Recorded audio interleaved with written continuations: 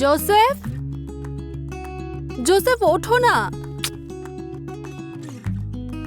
আর কত ঘুমোবে, ওঠো না। কি হলো কি? আরে আজকে তো সানডে, আজ কোনো কাজ না। আজকে শুধু আমি ঘুমোতে চাই, ব্যাস। কিন্তু আজ আমাদের অনেক কাজ আছে। এই বাড়িটা যে নিয়েছো, ইন্টেরিয়র করতে হবে তো। সেগুলো তুমি দেখে নাও, এই দায়িত্ব আমি তোমার ওপর দিয়ে দিয়েছি। আমি একা একা কিভাবে করব? জাস্ট থিঙ্ক, যদি তোমার ইনপুট থাকে তাহলে তো কাজটা ভালো হবে। আমার ইনপুট কালকে পাবে, okay? This is not done. হ্যাঁ, আমি তোমার সঙ্গে কথা বলবো না। ভালো তো, অন্তত কিছুদিন শান্তি পাবো।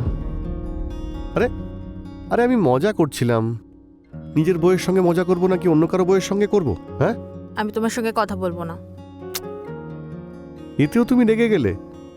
বেচারা তোমার হাজবেন্ড তো অল টাইম কাজ করে, ও একটু রেস্টও নেবে না? এটা কিন্তু ঠিক করছো না। God is watching. ঠিক আছে, তুমি রেস্ট করো, কিন্তু ইভিনিং এ তোমাকে আমার সঙ্গে ইন্টেরিয়র সেট করতেই হবে। ঠিক আছে, কিন্তু এখন আমি আর ঘুমোতে চাই না। কেন? এখন আর ঘুমাবে না? এখন শুধু তোমাকে ভালোবাসবো। আচ্ছা, এসবের জন্য তো অনেক সময় আছে। এখন ঘুম পাচ্ছে না? তুমি এত সুন্দরী, আমার ঘুম আসবে কি করে? নমস্কার, আমি হলাম কাঞ্চন অবস্থি। আরও একবার আপনাদের স্বাগত জানাচ্ছি এই ক্রাইম চক্রের একটা নতুন এপিসোডে, একটা নতুন কাহিনী নিয়ে। জোসেফ আর রিটা একটা হ্যাপিলি ম্যারিড কাপল। ওদের অনেক দিন হয়েছে বিয়ে হয়েছে। একটা ছোট্ট শহরে জোসেফ একটা কার রেন্টালের বিজনেস করত। ওর কাছে কিছু গাড়ি ছিল, যার মধ্যে একটা গাড়ি ও নিজেই ড্রাইভ করত। জোসেফ খুব মন দিয়ে পরিশ্রম করত। আর জোসেফ রিটা একটা নতুন বাড়ি কিনেছিল, যেটার ইন্টেরিয়রের কাজ ওরা করাচ্ছিল। কিন্তু কেউ ছিল যে ওদের ওপর নজর রাখছিল, যে লুকিয়ে লুকিয়ে ওদের দেখত। যেমন আমরা দেখতে পেলাম যে একটা বোরখা পরে কেউ বড় একটা ব্যাগে করে কিছু নিয়ে যাচ্ছে। আসলে এই ব্যাগের মধ্যে কী ছিল? আসলে কি হয়েছিল? এটা কি কোনো অপরাধের সতর্কবাণী ছিল? কিন্তু আসলে কার সঙ্গে হয়েছিল এই অপরাধ? আসুন দেখে নিই পরের কাহিনী।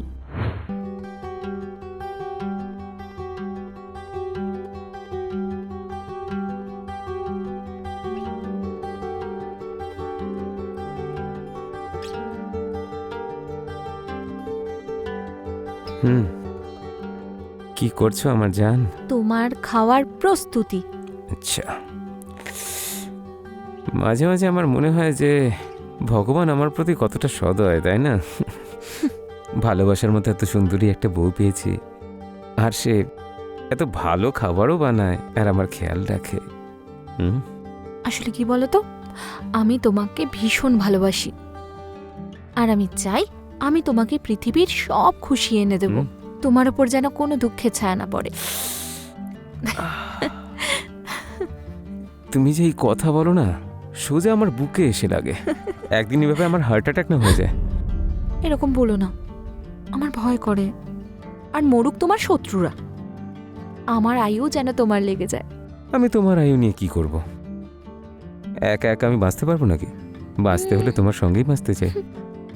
তবে এটা তুমি ঠিকই বলেছ। চলো, আমি আমার আয়ুটা ফেরত নিয়ে নিচ্ছি। তাহলে নিয়ে নাও না। চলো যাই। কোথায়? ঘরে। ধ্যাৎ। কেন? আরে তুমিও না। আরে কি শোনো, অসুবিধে? আমাকে রান্না করতে হবে, অনেক কাজ আরে আছে। খাবার বানাতে আমি হেল্প করে আরে, দেবো, চলো না। আদিল, আদিল, আদিল, আদিল, আদিল।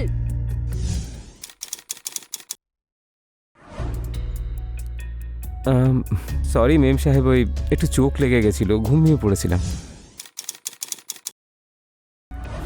10টা বেজে গেছে আদিল, আর এখনো তুমি ব্রেকফাস্টটাই বানাওনি। অফিসে যেতে আমার লেট হয়ে যাচ্ছে।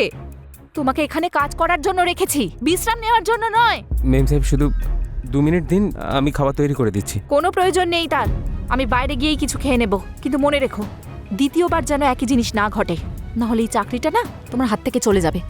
আমার ভালো মানুষের বারবার সুযোগ নিতে চেষ্টা করো না। সরি মেম সাহেব।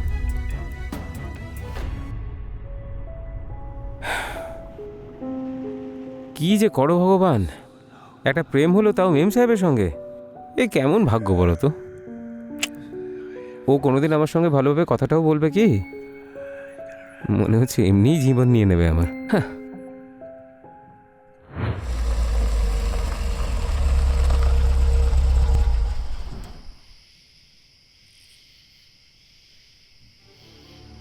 বলছি ম্যাডাম, হুম? ওই কালকে না আমার আসতে একটু লেট হবে, একটা দরকারি কাজ আছে। কোনো ব্যাপার না, আমি অন্য ক্যাব করে নেব। এমনিতেও কাল একটা আর্জেন্ট মিটিং আছে, আমায় তাড়াতাড়ি যেতে না হবে। না, তার কোনো প্রয়োজন নেই, আমি অন্য ড্রাইভারের ব্যবস্থা করে দেবো। Oh, so sweet of you, thank you.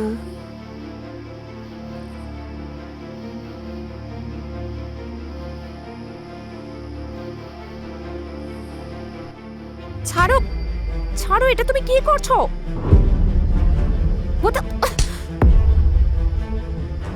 আর যদি এরকম কিছু করো তাহলে টানে মেরে ফেলবো কিন্তু। ম্যাডাম, কি হয়েছে? আপনি ঠিক আছেন? কিছু না। আপনি এখানে কেন?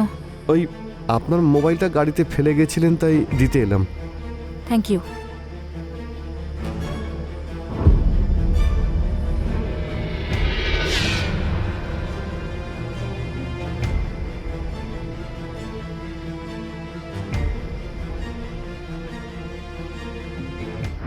মুমতাজ আধুনিক মানসিকতার মেয়ে ছিল, যে একটা বড় কোম্পানিতে ভালো একটা পজিশনে কাজ করত।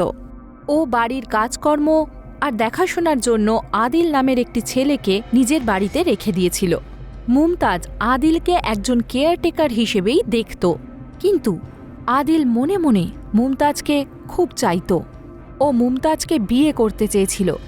জোসেফ মাঝে মাঝেই মুমতাজকে তার অফিস থেকে পিক আপ অ্যান্ড ড্রপ করতে যেত। মুমতাজ ওর রেগুলার ক্লায়েন্ট ছিল। একদিন মুমতাজ যখন নিজের ফোনটা গাড়িতে ফেলে এসেছিল, তখন জোসেফ ওকে মোবাইলটা ফিরিয়ে দিতে গেল। আর সে দেখল যে মুমতাজ আদিলের ওপর ভীষণ রেগে রয়েছে, আরও আদিলকে চড়ও মেরেছে। জোসেফ তার পরের দিনই মুমতাজকে এর কারণ জিজ্ঞেস করল। মুমতাজ তাকে বলে যে আদিল তাকে খারাপভাবে স্পর্শ করার চেষ্টা করেছে। আর তারপর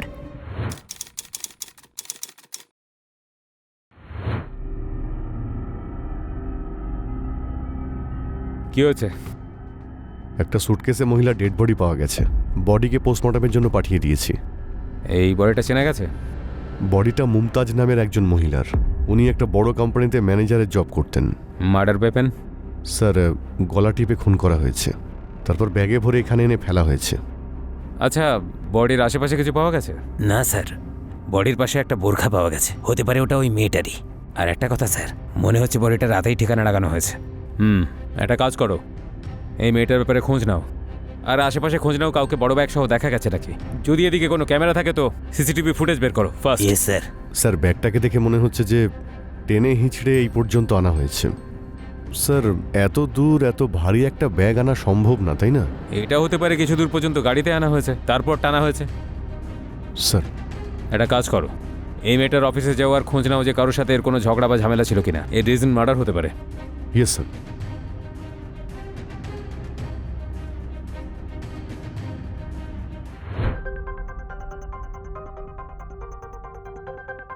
কি হয়েছে? স্যার, এটাই হলো মুমতাজের বাড়ি, লক করা। এই আশেপাশে দেখো কোনো সিসিটিভি ক্যামেরা আছে নাকি। দরজা ভাঙো। স্যার।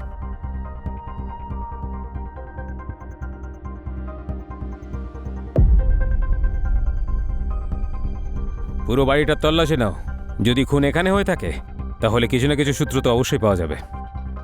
Okay sir.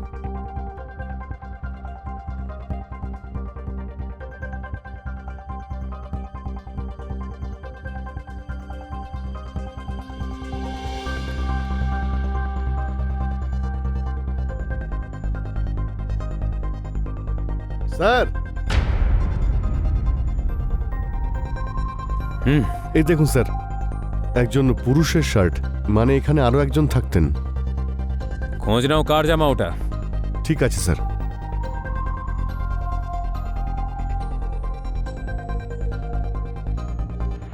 মুমতাজের জীবনে সবকিছু নর্মালি চলছিল, কিন্তু হঠাৎ করে পুলিশ ওর লাশ একটা নির্জন রাস্তার ধারে একটা ব্যাগের মধ্যে পায়।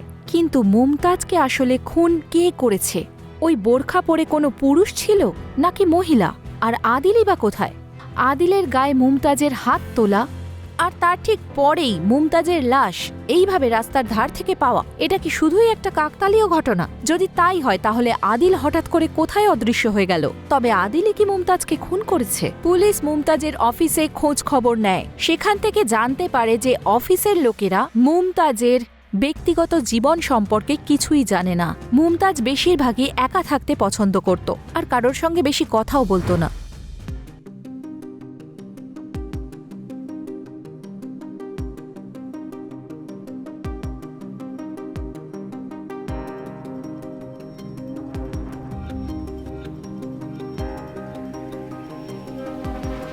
আরে তাড়াতাড়ি ফিরে এসেছো। আর কিছুদিন ধরেই দেখছি বেশ তাড়াতাড়ি ফিরে আসছো তো তুমি। আরে যে ম্যাডামকে আমি ড্রপ করতে যাই না, ওনার ফোনটা অফ আসছে। ওনার বাড়ি গিয়ে দেখলাম যে তালা দেওয়া রয়েছে, জানি না কোথায় গেলেন। তাই জন্যে আজকে আমার পুরো ছুটি, আর বাকি কাজগুলো তো ড্রাইভারই করে নেয়। বাহ, তাহলে চলো আমার সঙ্গে হাতে হাতে কাজ করো। ছুটি পেয়েছি মানে তোমাকে শুধু আজকে ভালোবাসবো। আচ্ছা শোনো না, কয়েকদিনের জন্য চলো না বাইরে ঘুরে আসি। কোথায় যাবে? আমাদের হানিমুনে আমরা যেখানে গিয়েছিলাম সেখানে। হ্যাপি? ইয়েস। সরি, আরে আসলে দরজা খোলা ছিল তাই আমরা ঢুকে পড়েছি। আপনার নাম জোসেফ? হ্যাঁ স্যার, আমি জোসেফ। আপনারা আসুন, বসুন। কি হয়েছে স্যার, কি জন্য এসেছেন? জোসেফ বাবু, মুমতাজের মার্ডার হয়ে গেছে, সেই ব্যাপারে আপনার সঙ্গে কথা বলতে এসেছি। কিন্তু কি করে মুমতাজ ম্যাডামের মার্ডার হলো? আমি তো ওনার বাড়িতে গিয়েছিলাম, বাড়িটা তালা দেওয়া আর ফোনটাও তো অফ। হ্যাঁ, ওনার ডেড বডি আমরা ডিকিতে পেয়েছি। আপনি কি কাউকে সন্দেহ করেন বা এরকম কোনো কথা জানেন যার সঙ্গে মুমতাজ দেবীর মার্ডারের সম্পর্ক আছে? স্যার ওই আদিল। আদিল কি ওর বয়ফ্রেন্ড ছিল নাকি? না, বয়ফ্রেন্ড না। আদিল মুমতাজ ম্যাডামের কেয়ারটেকার ছিল, ওনার বাড়িতেই থাকতো আর ওনাকে দেখাশুনো করতো। ওখানে তো কেউ ছিল না। স্যার আমার মনে হচ্ছে ওই যে শার্টটা দেখলাম না, ওটাই আদিলের হবে। এই আদিলের ওপর সন্দেহর কারণ? স্যার ওই একদিন মুমতাজ ম্যাডামের মোবাইল আমার গাড়িতে ফেলে গেছিলেন, তাই আমি ওটা ফেরত দেওয়ার জন্য ওনার বাড়িতে যাই। তখন আদিল আর মুমতাজ ম্যাডামের ঝামেলা হচ্ছিল, আর মুমতাজ ম্যাডাম ওকে একটা চড়ও মেরেছিলেন। কেন? হ্যাঁ, ওই পরের দিন আমি জিজ্ঞেস করাতে ম্যাডাম বললেন যে আদিল ওনাকে ভালোবাসে আর ওনাকে ম্যাডামকে বিয়ের জন্য প্রস্তাবও দিয়েছে। আচ্ছা, আদিলের নাম্বার পাওয়া যেতে পারে কি? হ্যাঁ হ্যাঁ স্যার, আমি দিচ্ছি। আচ্ছা, এই আদিলের নাম্বারটা ট্রেসিংয়ে পাঠিয়ে দাও। স্যার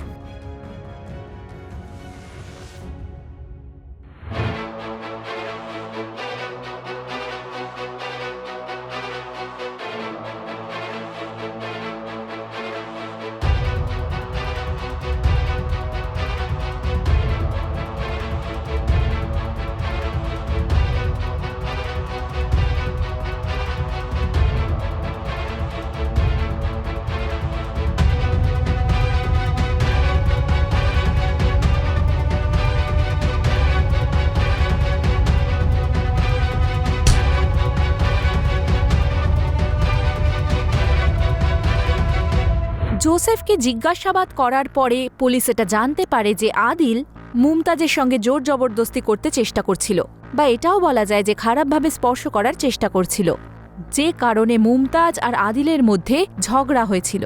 আর হয়তো আদিলই বদলা নেওয়ার জন্য মুমতাজকে মৃত্যুর মুখে ঠেলে দেয়। পুলিশ আদিলের মোবাইলটা ট্রেস করতে থাকে। প্রথমে সেটা আউট অফ নেটওয়ার্ক ছিল, কিন্তু হঠাৎ করে মুমতাজের বাড়ির কাছেই ওর লোকেশন ডিটেক্ট করা যায়। পুলিশ তার নিজের টিম নিয়ে একটা ফাঁদ পাতে আর আদিলকে ধরেও ফেলে। বল, কেন মেরেছিস মুমতাজকে? স্যার কি বলছেন স্যার এসব? আমি মারিনি মুমতাজকে, আমি তো একই কথা বারবার বহুবার বলে যাচ্ছি, কিন্তু তাও আপনি একই কথা জিজ্ঞেস করে যাচ্ছেন।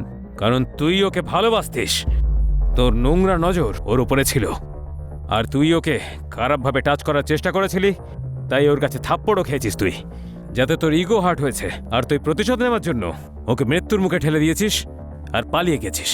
হ্যাঁ?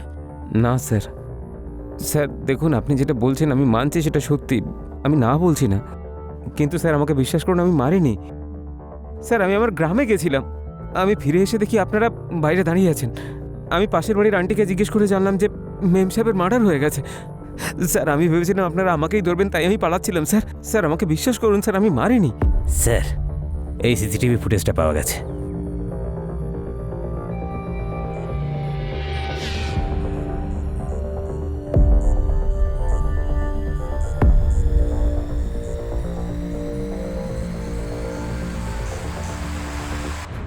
Rita, getting late. কি করছো হ্যাঁ, তুমি? আসছি তো। তাড়াতাড়ি করো। আসছি তো বাবা। কি সুন্দর লাগছে তোমায়। চলো, লেটস গো। এই যে জোসেফ বাবু, মার্ডার করে পালাচ্ছেন কোথায়? স্যার, আমি কাউকে মার্ডার করিনি স্যার। স্যার, আমরা তো ছুটি কাটাতে যাচ্ছি, ও কেন কাউকে মার্ডার করবে? সেটা তো জোসেফ বাবুই বলতে পারবেন। স্যার, আমি কাউকে মার্ডার করতেই পারি না স্যার। ডেড বডিকে ব্যাগের মধ্যে রেখে টেনে নিয়ে যাওয়ার যে সিসিটিভি ফুটেজ আমরা পেয়েছি, তাতে যে ঘড়িটা দেখা গেছে সেটা আপনার। আর মার্ডার স্পটের পাশে যে পেট্রোল পাম্প আছে, মার্ডারের ঠিক পরেই আপনি ওখান থেকে পেট্রোল ভরিয়েছেন। আরও প্রমাণ আমরা ঠিক খুঁজে নেব। আপনার জন্য ভালো হবে যদি নিজের দোষটা স্বীকার করে নেন, না হলে আপনাকে বেধড়ক মারধর করে আমাদের সত্যিটা বের করতে হবে। বলুন। স্যার, আমি মুমতাজ ম্যাডামকে ওনার অফিসে ছাড়তে আর নিয়ে আসতে যেতাম। আমরা একে অপরকে ভালোবাসতে শুরু করেছিলাম, কিন্তু মুমতাজ আমি বিবাহিত সেটা জানতে পেরে গেছিল।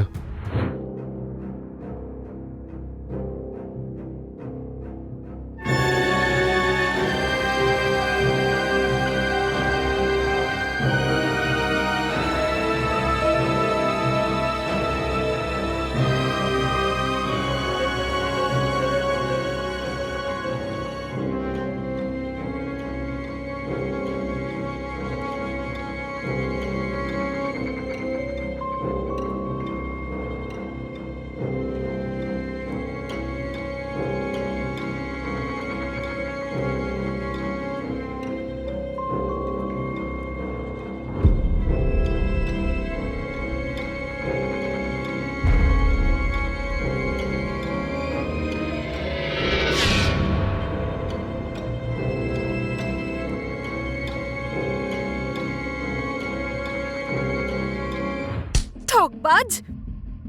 আমি তোমাকে স্বামী মনে করে নিজের মাথায় তুলে রাখতাম, আর আমার পিছনে তুমি এই সব করছিলে। দাঁড়ান রিটা দেবী, প্লিজ ছাড়ুন একে, প্লিজ।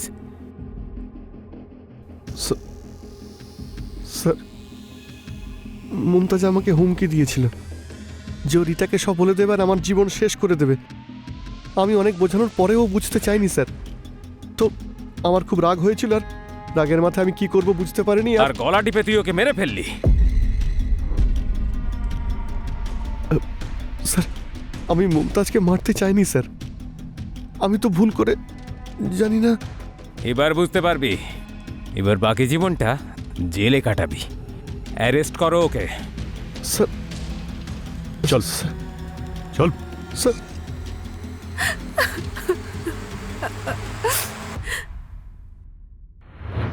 জোসেফ আর মুমতাজ একে অপরকে ভালোবেসে ফেলেছিল। মুমতাজের এই কথাটা একেবারেই জানা ছিল না যে জোসেফ অলরেডি বিবাহিত। একদিন যখন মুমতাজ জোসেফের পিছু নেয় আর তার বাড়িতে লুকিয়ে ঢুকে পড়ে, তখনও জোসেফকে একটা মহিলার সঙ্গে রোম্যান্স করতে দেখে। পরে জিজ্ঞেস করলে মুমতাজ জানতে পারে যে ওটা জোসেফের স্ত্রী রিটা ছিল। মুমতাজের তো পুরো পৃথিবীটাই ওলটপালট হয়ে গিয়েছিল। মুমতাজ জোসেফের পর্দা ফাঁস করবে ঠিক করে নিয়েছিল, কিন্তু জোসেফ রাগের বশে মুমতাজকেই এই পৃথিবী থেকে সরিয়ে দেয় আর মানুষের নজর এড়ানোর জন্য বোরখার সাহায্য নিয়ে লাশটাকে সরিয়ে ফেলে। অপরাধ যতই চালাকির সাথে করা হোক না কেন, আইনের হাত থেকে বাঁচতে পারবে না। এমন আরও কাহিনী দেখার জন্য আমাদের সঙ্গে থাকুন। আবার দেখা হবে। জয় হিন্দ।